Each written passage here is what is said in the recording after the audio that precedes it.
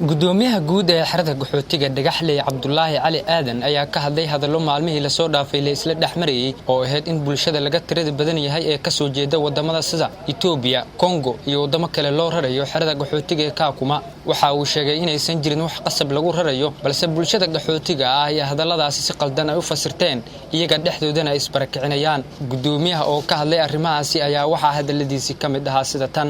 waxaan rabaa inaan ka hadlo arrimo yaryar baa maalmaha soo baxay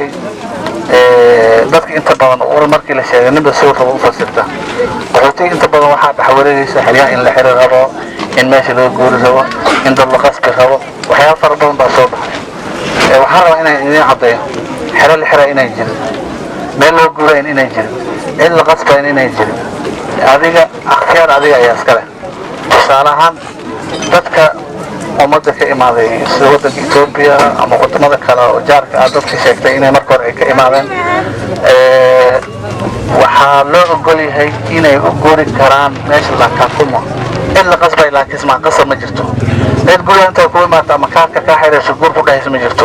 laakiin saddex jir waxay dadka ay isdulminayaan ayaga waxay dhahayn waa la guuraya halkaas oo guurayna anaga inta badan dadka ay raacnimo ku guuran marka waxaan idin sheegay cid ku qasbaysa ma jirtee adin waxa isdulminin adin waxa isqalin adin waxa barakac isku sameeyna halka baad barakac ku maatay barakac dhanka kale waxa uu bulshada ku booriyay inay istajiyaan maadaama uu sheegay inaysan jirin wax qasab ah isagoona baaq u diray dadka uu ku sheegay inay doonayaan inay bulshada barakaciyaan kuwaas oo propaganda ka dhaxwada bulshada dhexdeeda ummadana barakacina dadka marka warka xun ku dhaxwada waxa way waxaan idin sheegay in heshaab dad ma qasbayso dawladana dad ma qasbayso wadankiina joogtaan waxay halkan ku joogtaan umadiina la nooshin dibi dheef waxaad qabtaan umadiina la qabtaan marka adinka waxaan in kaga diyaa dadka xumada dadku dhaxwada raxmada shiilka dadka dhibka laga daayo waxa kale in idin sheegayaan markii uu dambeeyay uu imaaday madaxweyne ku-xigeenka Kenya uu imaaday Dadaab su'aal baa la weydiiyay ahayd xiriyaan gormeel xiriyaan wuxuu dhahay hadalkiisu wuxuu ahaa markii qofku uu dambeeyay xirado ka sii baxay yaan xirada xirayna taas waa fahmi kartaa qof kasta bini aadam wax uu fahmi karo marka dadka aan la barakacinin UNHCR sheekh haday dhaqaalo wayso caalamka haduu dhaqaalo waayo waa la arki wajiib ma soo bixi doon ama dadkaas dhaxgal ay sameyn doonaan